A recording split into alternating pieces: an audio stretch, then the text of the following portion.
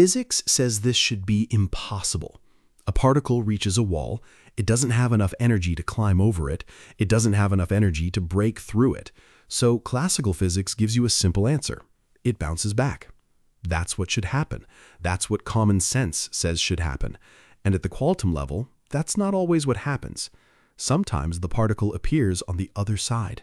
Not because it smashed through, not because it found a hole, not because the wall was fake, because quantum objects aren't tiny billiard balls with perfectly defined positions. They behave like waves. And waves can leak into places a classical particle could never go. That's quantum tunneling. And without it, the sun wouldn't shine. That sounds like an exaggeration. It isn't. The light hitting your face, the warmth of the day, the food chain, the weather, the fact that life on Earth has an energy source at all of it depends on a quantum effect that classical physics says shouldn't happen. A particle passes through a barrier it doesn't have enough energy to cross. That's the miracle. And it's happening right now.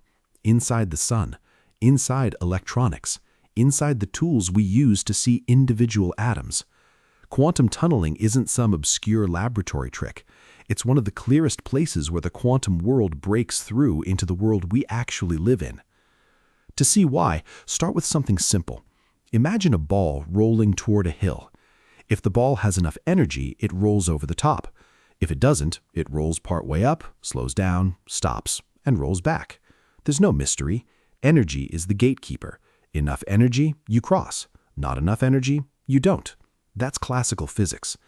And for everyday objects, it works beautifully. A baseball doesn't tunnel through a wall.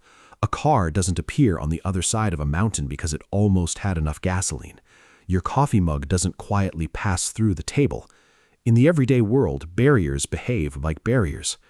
But particles aren't coffee mugs. At very small scales, matter is described by wave functions. And a wave function isn't a tiny dot saying the particle is exactly here. It's more like a spread-out description of where the particle could be found. That's the key. When a quantum particle reaches a barrier, its wave function doesn't simply stop at the edge. Part of it extends into the barrier. It fades as it goes. It gets smaller. But it doesn't always become exactly zero right away. And if the barrier is thin enough, a little bit of that wave function can extend all the way through to the other side. That means there's a small, real probability of detecting the particle there, on the far side, where classical physics says it has no business being. That's tunneling. Not magic, not cheating, not the particle secretly borrowing energy and paying it back. It's the wave nature of matter showing up in the most outrageous way possible. The particle doesn't climb over the barrier. It doesn't drill through it. The plain English version is this: the particle's quantum wave leaks through, and sometimes the particle is found on the other side. The thinner the barrier, the more likely tunneling becomes. The lower the barrier, the more likely tunneling becomes. Make the barrier too thick or too high, and the chance becomes so tiny that for practical purposes it never happens. But tiny chance is not the same as impossible, and in the quantum world that difference matters. Sometimes it matters enough to power a star. Now let's go to the sun. The sun shines because hydrogen nuclei fuse together.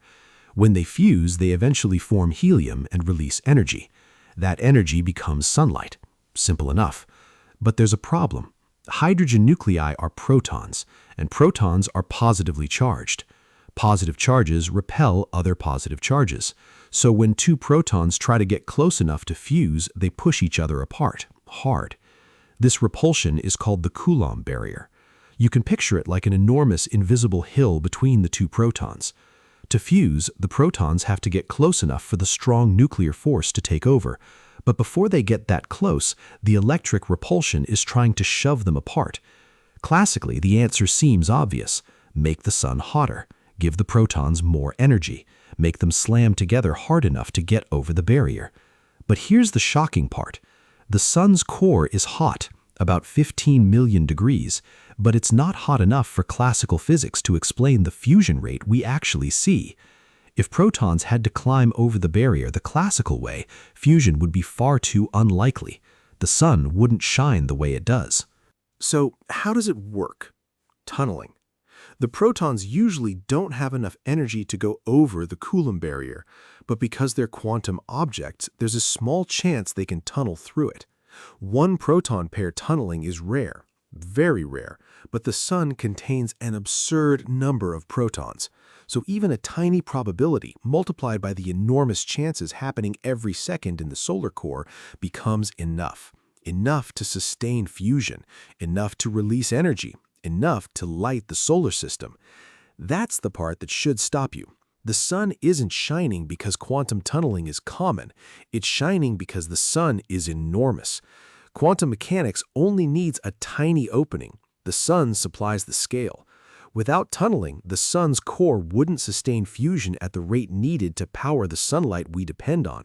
No tunneling, no sunlight as we know it, no stable energy source for life on Earth. Classical physics says the barrier should hold. Quantum mechanics says there's a chance, and our entire world lives inside that chance. Once you see that, tunneling starts showing up everywhere. Take flash memory, the storage in your phone, your laptop, your camera. Flash memory can store information by trapping electric charge in a tiny structure. To write or erase that charge, electrons can tunnel through an insulating barrier that classical physics says should block them. That's not a metaphor. That's technology built around quantum tunneling. You're carrying tunneling in your pocket. Then there's the scanning tunneling microscope, one of the most astonishing instruments ever built. It uses a sharp conducting tip brought incredibly close to a surface. Classically, if there's a small gap between the tip and the surface, electrons shouldn't cross that gap. But quantum mechanically, they can tunnel across. That tiny tunneling current depends extremely sensitively to distance. Move the tip just a little closer, and the current changes. Move it a little farther, and the current changes. By scanning across a surface and measuring that current, scientists can build images of individual atoms. Think about that. The same effect that helps power the Sun lets us see atoms. A particle crossing a forbidden barrier becomes a microscope for the smallest structures in matter. And tunneling isn't only a tool, it's also a problem. In computer chips, as they've gotten smaller, barriers inside electronic devices have gotten thinner. And when barriers become thin enough, electrons can tunnel when engineers don't want them to. That creates leakage current, wasted energy, heat, unwanted behavior. This is one reason shrinking electronics forever isn't easy. At some point, quantum mechanics stops being a distant theory and becomes a design constraint. The barrier you thought would block the electron starts looking a little too thin, and the electron starts acting like a quantum object, because it is one. That's the strange double life of tunneling. Sometimes we use it, sometimes we fight it. Flash memory uses it, scanning tunneling microscopes use it, tunnel diodes use it, future tunnel field effect transistors try to exploit it for lower power electronics. But unwanted tunneling is also one of the reasons small devices are so difficult to control. The same phenomenon can be a feature or a bug. That's quantum mechanics in one sentence. Now, bring this back to the question from the last video. Where does the quantum world end and the classical world begin?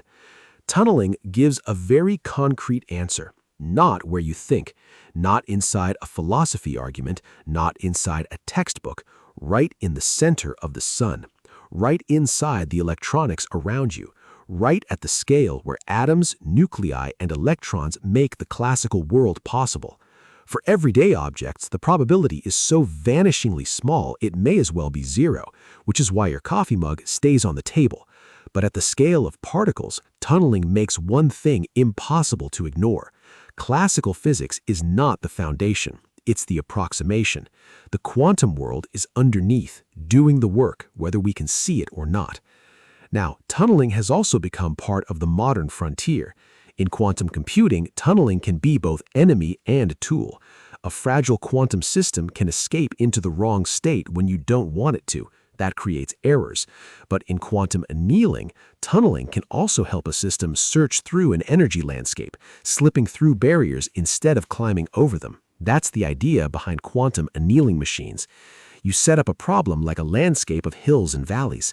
The answer corresponds to a low valley. A classical system may get stuck behind a hill. A quantum system may sometimes tunnel through. That doesn't make quantum annealing magic, but it shows again that tunneling isn't just a curiosity. It's a physical mechanism engineers can try to use. That's the real lesson of this video. Quantum tunneling isn't an exception to reality. It's reality telling us that our everyday picture was only approximate. At the scale of balls and hills, barriers are barriers. At the scale of particles and wave functions, a barrier is also a probability. And sometimes probability is enough. Enough to power the sun, enough to run technology, enough to show that the classical world is not where physics begins, it's where quantum physics becomes familiar. And that leads to the next problem. Because if quantum mechanics governs tunneling, entanglement, information, measurement, and the structure of matter itself, then why does it still refuse to fit with the other great theory of physics? General relativity describes gravity, space-time, black holes, and the large-scale universe. Quantum mechanics describes the microscopic world underneath everything else. Both theories work, both are spectacular, and together they don't quite agree. That's the last frontier, and that's the subject of the next video. If you found this useful, a like and subscribe helps us keep making more of these videos. Thanks for watching.